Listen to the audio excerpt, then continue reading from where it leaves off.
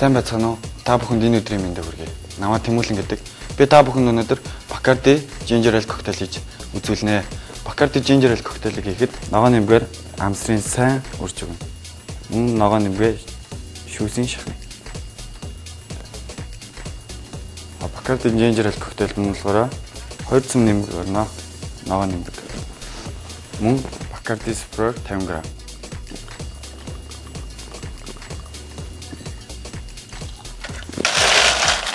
Ингээд цаасан мөсөөр дүүргэн Ginger Ale.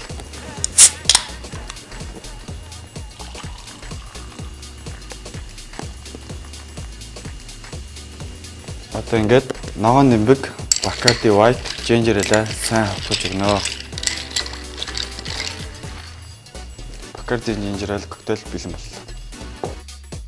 Соёлт боловсон хэрэглээг дэмждэг.